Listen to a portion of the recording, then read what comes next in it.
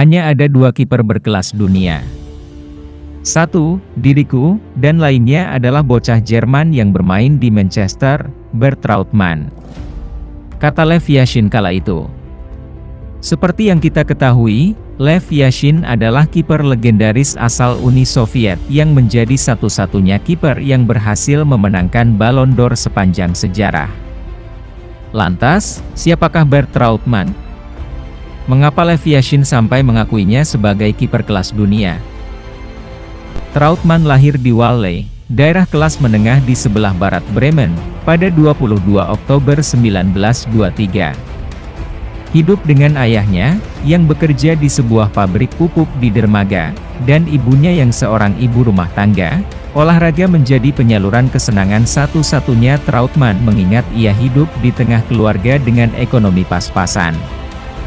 Ketika Hitler berkuasa, Pemuda Hitler jadi organisasi yang wajib diikuti hampir semua anak usia sekolah. Dari beragam aktivitas di Pemuda Hitler pula, Trautmann mengasah skill barunya, yaitu teknik mesin. Sebelum Perang Dunia II, ia magang sebagai mekanik otomotif sampai tahun 1941. Di tahun itu pula dia mendaftar masuk Angkatan Udara Jerman. Berbekal kemampuan teknik mesin dan elektronik, Trautmann ditempatkan sebagai prajurit operator radio.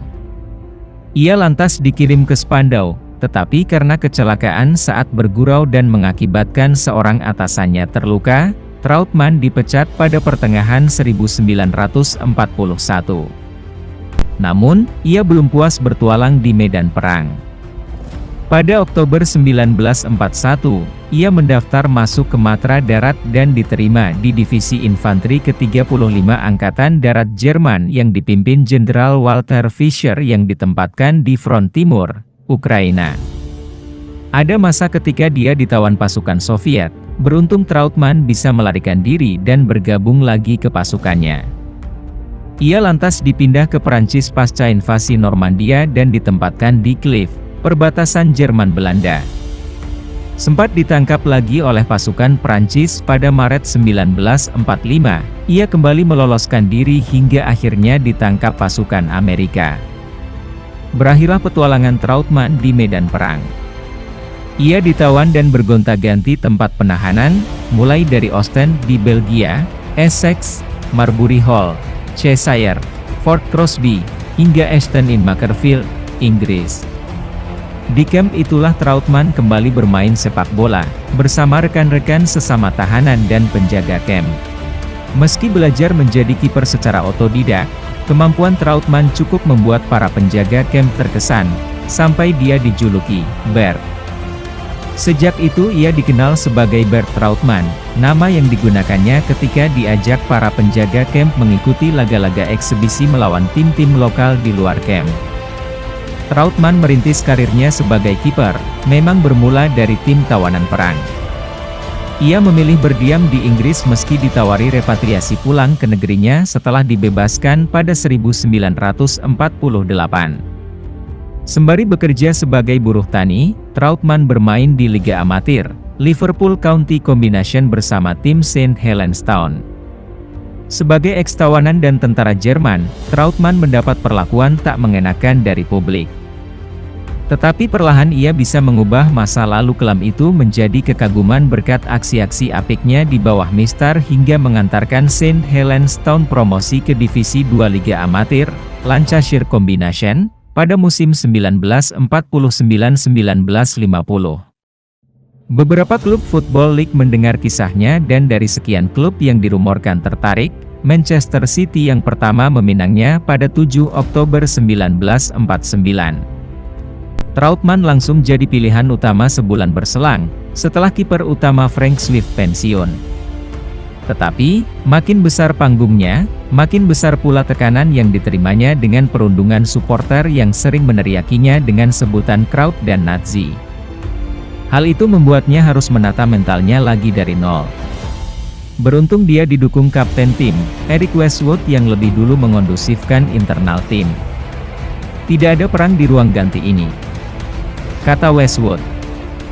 Sementara di ruang publik, Rabbi Alexander Altman, pemuka Yahudi di Manchester, yang prihatin, merilis surat terbuka untuk para fans di surat kabar Manchester Evening Chronicle. Apakah kita bisa menghukum seorang individu atas dosa-dosa sebuah negara? Selepas itu, Trautmann bisa berkonsentrasi penuh pada karirnya di Manchester City. Total ia mencatatkan 545 laga sejak 1949 hingga 1964. Suporter Manchester City berubah menjadi kagum padanya. Selain karena skill, Trautmann dikagumi karena rendah hati dan senantiasa berkenan memberi tanda tangan usai laga. Di Liga Inggris, Trautmann jadi kiper yang ditakuti pemain lawan, utamanya saat tendangan penalti. Sepanjang karirnya, 60% penalti sukses ia mentahkan berkat insting dan kecermatan pandangannya melihat mata pemain lawan. Dia kiper terbaik yang pernah saya hadapi. Kami selalu mengatakan, jangan melihat gawang ketika mencoba mencetak gol ke gawang Bert. Karena jika melihat ke arah gawang, dia akan melihat mata Anda dan membaca pikiran Anda. Kenang legenda Manchester United, Sir Bobby Charlton. Saking berharganya Bert Trautmann, Manchester City sampai menolak tawaran 1.000 pound sterling dari klub Jerman, Schalke, yang ingin memulangkannya pada tahun 1952. Manchester City merasa, Trautmann bernilai 20 kali lipat dari nilai tawaran Schalke. Meskipun tampil apik, sepanjang karirnya Bert Trautmann hanya bisa mengantarkan satu gelar buat Manchester City, yakni gelar FA Cup musim 1955-1956. Di final, Manchester City menghadapi Birmingham City di Stadion Wembley, 5 Mei 1956. Sialnya, pada menit ke-75, ketika Manchester City sedang unggul 3-1, terjadi insiden di mana Trautmann ditubruk pemain Birmingham, Peter Murphy di kotak penalti. Lehernya nyeri dan ternyata ia mengalami patah leher. Akan tetapi, Trautmann menolak diganti walau menahan rasa sakit. Sampai akhir laga, Manchester City tetap unggul dan berhak atas trofi FA Cup. Atas raihan tersebut, Bert Trautmann dianugerahi FWA Footballer of the Year tahun 1956.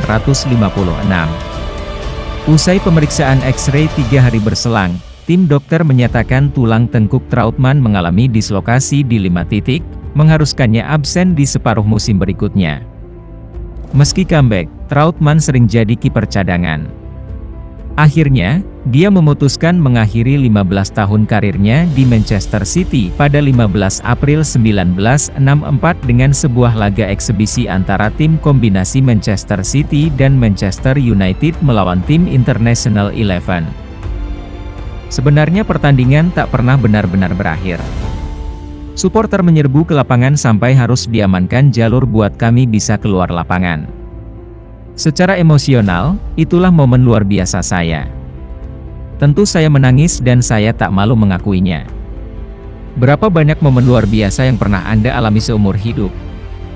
Saya selalu berterima kasih pada masyarakat Inggris, utamanya warga Lancashire dan rekan-rekan pesepak bola profesional yang menerima saya setelah masa perang dan sebagai seorang Jerman, dan membuat saya jadi seperti ini. Tutur Trautmann. Setelah pensiun, Bert Trautmann meniti karir sebagai pelatih Stockport County tahun 1965 sampai 1966, Preußen Münster tahun 1967 sampai 1968, Opel Russelsheim tahun 1968 sampai 1969, Burma tahun 1972 sampai 1974. Tanzania 1975, Liberia 1978 sampai 1980, dan Pakistan tahun 1980 sampai 1983. Bert Trautmann meninggal dunia pada 19 Juli 2013 di usia 89 tahun.